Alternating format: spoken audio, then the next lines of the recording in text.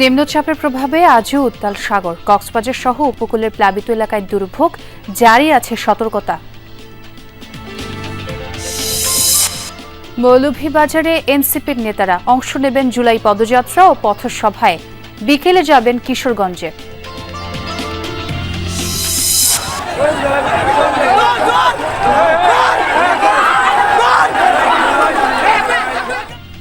তুচ্ছ ঘটনায় গণমাধ্যমে প্রায়ই সংঘর্ষের শিরোনাম ব্রাহ্মণবাড়িয়া, টেটা যুদ্ধে প্রাণহানি নিত্যদিনের ঘটনা, গোষ্ঠীগত বিরোধী মূল কারণ দাবি প্রশাসনের। বংশগত আধিপত্য বিস্তারের জন্য তারা দুই পক্ষের ঝগড়ায় জড়িয়ে যায়। এটা আমাদের ব্রাহ্মণবাড়িয়া জেলার একটা দুঃখজনক বিষয়। তুচ্ছ ঘটনা নিয়ে একটা সংঘর্ষ বাদে তখন তো আমাদেরকে ব্যস্ত হওয়া লাগে, আমাদের লোকজন আহত হয়।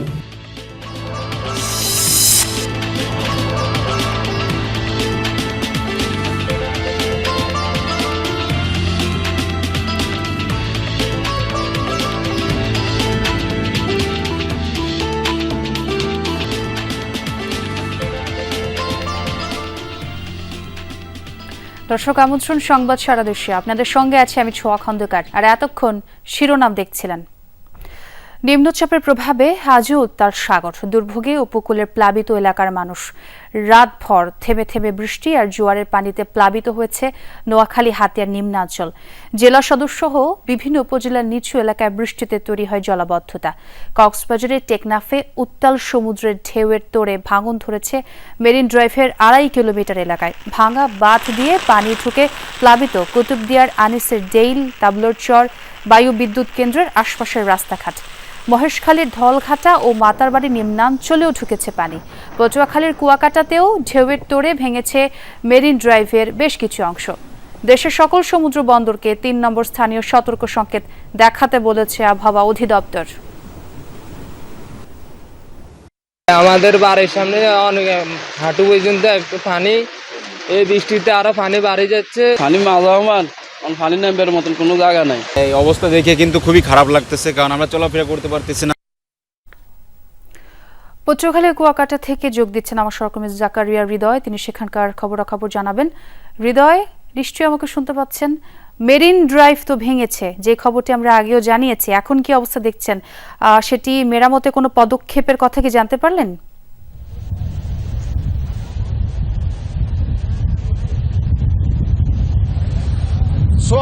আবহাওয়ার বিষয়টা হয়েছে যে রোদ বৃষ্টির খেলা, কতক্ষণ রৌদ্র থাকে, এর কিছুক্ষণ পর আবার মুষলধারে বৃষ্টি হয়। গত 2 ঘন্টা ধরে এই অবস্থা চলে আসছে। আর এই মুহূর্তে কুয়াকাটা সমুদ্র সৈকতে বা কুয়াকাটা এই যে কুয়াকাটা সংলগ্ন যে বঙ্গোপসাগর, এখানে ভাটার শুরু হয়ে গেছে। যদিও এই এলাকায় ভাটা শুরু হয়েছে, কিন্তু এর পাশাপাশি যতগুলো মোহনা আছে, পটুয়াখালী, আন্দামানিক, রামনাবাদ এবং আগুনমুখাই, এই 3টি নদীতে কিন্তু জোয়ার শুরু হয়ে গেছে। পানি উন্নয়ন বোর্ডের সাথে আমি কথা বলেছি, তারা বলেছে যে এই 3টি নদীর যে বিপদসীমা পানি, তার থেকে সামান্য কিছু বৃদ্ধি পেয়েছে, কিন্তু গতকালকে তুলনায় সেই যে পানি উচ্চতা সেটি একটু অনেক কম। কিন্তু কুয়াকাটা এখন ভাটা থাকলেও কুয়াকাটার যে বিক্ষিপ্ত যে উত্তর ঢেউ, সেই ঢেউ কিন্তু এখনো উপকূলে এই কিনারে কিন্তু আসতে পারছে। এর পাশাপাশি যে 3টি নদীর কথা আমি বলেছি সকাল থেকে, সেই 3টির নদীর জোয়ারের পানিতে বেশ অন্ততপক্ষে 10টি গ্রাম প্লাবিত হয়েছে। কিন্তু সেই প্লাবিত হওয়ার সেটাও কিন্তু গতকালকে তুলনায় তুলনামূলক কম। আর মেরিন ড্রাইভের যে ভাঙ্গার অংশ, সেটি কিন্তু আরো সকাল থেকে আমরা গত 2 ঘন্টা দেখেছি যে গতকালকে যে পরিমাণ ভেঙেছে তার চেয়ে কিন্তু আজকে আরো কিছু অংশ ভেঙে গেছে। এবং স্থানীয় যে প্রশাসন, সেই প্রশাসনের পক্ষ থেকে মেরিন ড্রাইভ মেরামত বা এ সংক্রান্ত কোনো কিছু এখন পর্যন্ত মেরামত করার ব্যাপারে কোনো উদ্যোগ নেওয়া হয়নি।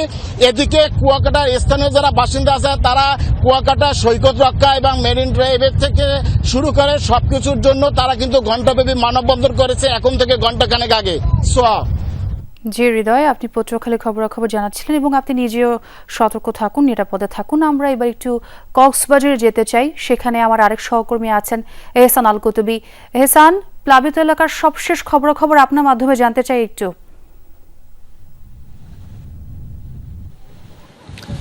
ছোঁয়া, আমি যেখানে আছি হাঁটু পানিতে দাঁড়িয়ে আছি। আপনি নিশ্চয়ই আমার পেছনের অবস্থা দেখতে পাচ্ছেন। এখানে হচ্ছে বায়ুবিদ্যুৎ কেন্দ্র। বায়ুবিদ্যুৎ কেন্দ্রের ঠিক পাশেই হচ্ছে বেড়িবাঁধ, যে বেড়িবাঁধটি ভাঙতে ভাঙতে বিশাল এলাকা একেবারে পুরোপুরি সাগরের সাথে মিশে গেছে এবং জোয়ারের যখন পানি বৃদ্ধি পায় তখন কিন্তু এই এলাকাতে পানি প্রবেশ করে। আর আজকে যেহেতু নিম্নচাপ আছে সেই কারণে পানি স্বাভাবিকের চেয়ে বৃদ্ধি পাওয়াতে পানির পরিমাণটাও আরও বেশি, যার কারণে লোকালয়ে প্রবেশ করছে। আমরা দেখছি বেড়িবাঁধের, আমার বাম পাশে হচ্ছে বেড়িবাঁধের উপর দিয়ে কিন্তু জোয়ারের যখন বড় ঢেউ যখন আসে তখন কিন্তু একেবারে আপনার বেড়িবাঁধ টপকে কিন্তু পানির ভিতরে প্রবেশ করছে এবং পাশের যে বাড়িঘরগুলো আমি এখান থেকে দেখছি প্রত্যেকটা বাড়িতেই কিন্তু পানি প্রবেশ করেছে এবং আমরা খবর নিয়ে যতটুকু জানতে পারলাম পানি আসার সাথে সাথেই তারা মোটামুটি তাদের যে আসবাবপত্র ছিল তারা চেষ্টা করেছে উঁচু একটা স্থানে নিয়ে যাওয়ার জন্য। এবং এই অবস্থা হচ্ছে আলী আকবর এলাকার। আলী আকবর আছি আমি এবং এখানে আমরা কালকে থেকে যে বলছিলাম তাবলার চর, আনিসের ডেল এবং আমি যে এলাকা আছি এটা হচ্ছে জসিমউদ্দিন স্কুলের পাশে, এই এলাকা সহ পুরোটা এলাকাতেই কিন্তু পানি বৃদ্ধি পেয়েছে। পানি বৃদ্ধি পাওয়ার কারণে মানুষের যে দুর্ভোগ সেটি আমরা দেখতে পাচ্ছি। ছোঁয়া। জি হাসান, আপনার মাধ্যমে দেখতে পাচ্ছিলাম এবং আপনি বলছিলেন পানি বৃদ্ধি পেয়েছে। ধন্যবাদ হাসান যোগ দেওয়ার জন্য। বালুচন স্কুল অ্যান্ড কলেজে বিমান বিধ্বস্তের ঘটনায় আরও 2 জনের মৃত্যু হয়েছে। একজন 7ম শ্রেণীর শিক্ষার্থী জারিফ আর একজন স্কুল সহকারী মাসুমা। সকাল 9টার পর জাতীয় বার্ন ইনস্টিটিউটের চিকিৎসক জারিফকে মৃত ঘোষণা করেন। পরিবারকে নিশ্চিত করার পর শিশুটির পিতা কান্নায় ভেঙে পড়েন। তার ঘণ্টাখানেক পরই আসে মাসুমার মৃত্যুর খবরও। স্বাস্থ্য বিভাগের হিসেবে এ পর্যন্ত বিমান বিধ্বস্তের ঘটনায় মৃতের সংখ্যা দাঁড়ালো 35 জনে। জারিফ মাইলস্টোন স্কুলের 7ম শ্রেণীর ছাত্র ছিল। মঙ্গলবার বিকেল 5টা থেকে সে লাইফ সাপোর্টে ছিল। বাদ আসর উত্তরা 12 নম্বর সেক্টরের খালপাড় মসজিদে হবে জারিফের জানাজা। পাশেই কবরস্থানে হবে তার দাফন।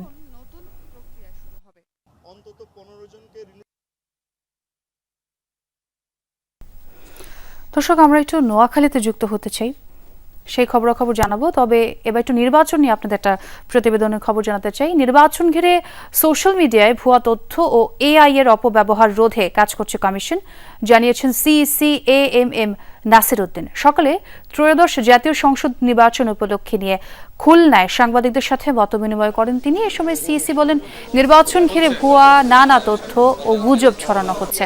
এসব প্রতিরোধে বিশেষজ্ঞদের সাথে সমন্বয় করে কাজ করছে কমিশন। নির্বাচন ব্যবস্থার উপর মানুষের আস্থা ফিরিয়ে আনাই বর্তমানে কমিশনের বড় চ্যালেঞ্জ। জনগণকে ভোট কেন্দ্রমুখী করতেও চেষ্টা চলছে বলে জানান সিইসি।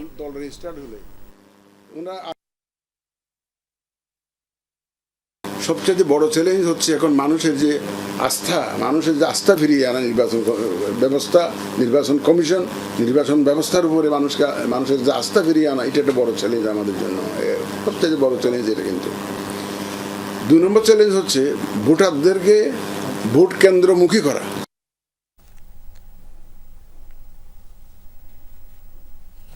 দর্শক, আমরা এর আগেও যেমনটি আমাদের সহকর্মীদের মাধ্যমে জানাচ্ছিলাম, বিভিন্ন জেলা প্লাবিত হয়েছে, জলাবদ্ধতার খবর আপনাদের জানাচ্ছিলাম। নোয়াখালীতে যুক্ত হতে চাই, সহকর্মী মোতাসিম বিল্লাহ সবুজের সঙ্গে কথা বলবো। সবুজ, হাতিয়ার প্লাবন পরিস্থিতি আপনি কেমন দেখছেন এবং যে শহরগুলো জলাবদ্ধতা ছিল সেটি কমেছে কিনা একটু সার্বিক খবরাখবর জানাবেন আমাদের। আমি এখন আছি নোয়াখালীর হাতিয়া এলাকায়, ঠিক মেঘনা নদী আমার পাশে, মেঘনা নদীর পাশে।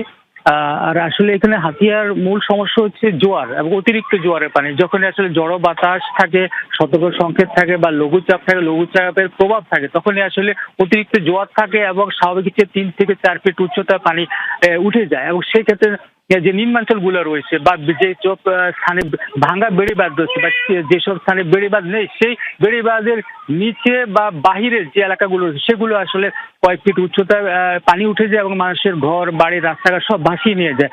ঠিক এখন জোয়ার আসতে শুরু করেছে, পূর্ণাঙ্গ জোয়ার আসতে হচ্ছে এখন থেকে আরো 1 ঘন্টা সময় লাগবে। তখন আসলে কি পরিমাণ পানি হয় সেটি আসলে এখানকার যারা মানুষ আছে তারা অনেকে নিরাপদ স্থানে চলে গিয়েছে। এবং আপনি জানেন যে দিনে এবং রাতে 2 বার জোয়ার হয়। গতকাল দিনে এবং রাতে আসলে অতিরিক্ত জোয়ারের পানি হয়েছে সেই ওই অঞ্চলগুলো ভাসিয়েছে, যেমন পথঘাট এবং ঘরবাড়িতে পানি উঠেছে, এবং যে 1 ঘন্টা পরে জোয়ার হবে সেটি আসলে এখন এখানকার মানুষের একটা আতঙ্ক উদ্বেগের মধ্যে রয়েছে। এছাড়া নোয়াখালীর যে বেগমগঞ্জ, সেনবাগ জেলা শহর মাইজদি।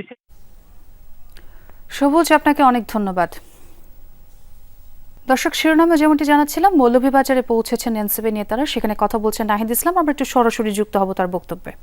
স্বাস্থ্যের অধিকার যারা নিশ্চিত করতে পারবে, আমরা এমন একটা বাংলাদেশ চাই। এই মৌলভীবাজারে আমরা চা শ্রমিকদের অধিকার নিশ্চিত করতে চাই।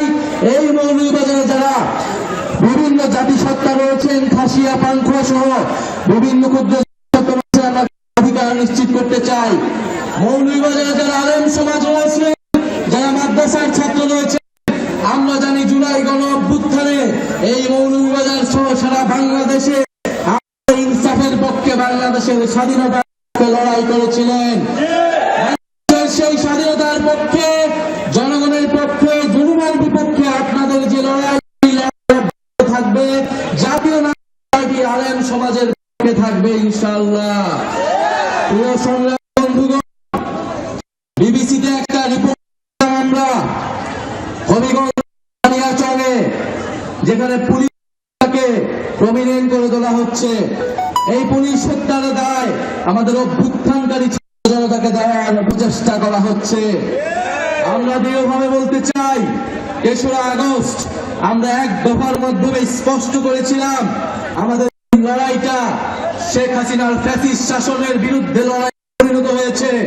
আমাদের এই কোটা আন্দোলন ছিল শান্তিপূর্ণ আন্দোলন। শেখ হাসিনার পুলিশ, ছাত্রলীগ, সন্ত্রাসী বাহিনী গুলি চালিয়ে বর্বরোচিত হামলা করে আমাদেরকে অভ্যুত্থানের দিকে নিয়ে যেতে বাধ্য করেছিল। আমরা শান্তিপ্রিয় জনতা বাধ্য হয়েছিলাম প্রতিরোধ গড়ে তুলতে, বাধ্য হয়েছিলাম লাঠি হাতে তুলে নিতে, আমরা বাধ্য হয়েছিলাম ফ্যাসিস্টদের বিরুদ্ধে সংগ্রাম করতে। ৩রা আগস্ট আমরা স্পষ্ট করেছিলাম এই লড়াইটা ফ্যাসিস্ট রাষ্ট্র, ফ্যাসিস্ট বাহিনীর বিরুদ্ধে জনগণের লড়াই। ফলে সেই লড়াইয়ে জনগণের পক্ষে যারা ছিল, তারা দেশের স্বাধীনতার জন্য, মুক্তির জন্য লড়াই করেছিল। যারা শেখ হাসিনার পক্ষে সকল পুলিশরা ছিল, যে সকল সন্ত্রাসী বাহিনী ছিল, তারা ফ্যাসিস্ট বাহিনী হিসেবে দোষর হিসেবে সাব্যস্ত হয়েছিল। সাতক্ষীরায় 2টি বাসের মুখোমুখি সংঘর্ষে অন্তত 10 জন আহত হয়েছেন। সকালে দেবহাটার চাঁদপুর মোড়ে এই দুর্ঘটনা ঘটে। স্থানীয়রা জানান, শ্যামনগর থেকে রংপুর যাচ্ছিল বিআরটিসির একটি বাস, আর যাত্রী নিয়ে ঢাকা থেকে শ্যামনগরের জন্য ছেড়ে যায় হামদান পরিবহনের আরেকটি বাস। চাঁদপুর মোড়ে পৌঁছালে একটি মোটরসাইকেলকে ওভারটেক করতে গিয়ে ভুল লেনে চলে যায় হামদান পরিবহনের বাসটি, আর তাতেই বিআরটিসির সাথে হয় মুখোমুখি সংঘর্ষ। স্থানীয়রা আহতদের উদ্ধার করে বিভিন্ন হাসপাতালে নিয়ে যায়। হামলা সংঘর্ষের ঘটনায় বরাবরই সংবাদের শিরোনাম ব্রাহ্মণবাড়িয়া। সামাজিক যোগাযোগ মাধ্যমও এই জেলার সংঘাতে সয়লাভ। কিন্তু নিয়মিত এই মারামারি হানাহানির কারণ কি? স্থানীয় প্রশাসনের দাবি, গোষ্ঠীগত বিরোধী মূল কারণ। তাই তুচ্ছ ঘটনাও গড়ায় বড় সংঘর্ষে, যা নিয়ন্ত্রণে হিমশিম খেতে হয় আইন শৃঙ্খলা রক্ষাকারী বাহিনীকেও। নারী বা পুরুষ, শিশু বা বৃদ্ধ, সবার হাতেই টেটা, বল্লম ও দেশীয় অস্ত্র। চলছে হামলা পাল্টা হামলা। দেখেই বোঝা যায় ঘটনা ব্রাহ্মণবাড়িয়ার। দাঙ্গাপ্রবণ হিসেবে পরিচিত এই জেলা। রাজনৈতিক সহিংসতা, আধিপত্য বিস্তার, জমি বা সম্পদ নিয়ে বিরোধ তো আছেই, তুচ্ছ ঘটনাকে কেন্দ্র করে চলে সংঘাত সংঘর্ষ। টেটা যুদ্ধে হতাহত নিত্যকার দৃশ্য।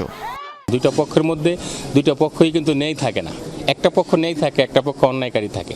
কিন্তু আসলে আমরা গ্রামের সাহেব সদরকে দেখি, তারা আসলে নেই অন্যায়টা দেখে না। তাদের বংশগত আধিপত্য বিস্তারের জন্য তারা দুই পক্ষের ঝগড়াটায় জড়িয়ে যায়। 10 টাকা 5 টাকা নিয়ে যে কাজ হয়, এটাও আমাদের অনেক বিভিন্ন জেলায় ইউটিউবে, ফেসবুকে ছড়াইতেছে। এটা আমাদের ব্রাহ্মণবাড়িয়া জেলার একটা দুঃখজনক বিষয়।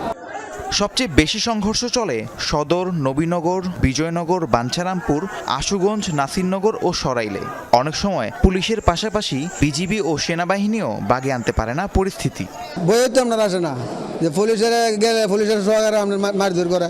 আস্তে আস্তে একটা ঝগড়াঝাটি, এরপরও কোনাকুনি, এই একমাত্র এই কুটুক্তিটার কারণে। তুচ্ছ ঘটনা নিয়ে একটা সংঘর্ষ বাদে তখন তো আমাদেরকে ব্যস্ত হওয়া লাগে। আমাদের লোকজন আহত হয়, আমরা তারপরেও মানুষকে রেস্কিউ করার চেষ্টা করি। সেনাবাহিনীর টিম যাচ্ছে বর্তমানে, তারপর ফায়ার সার্ভিস যায়।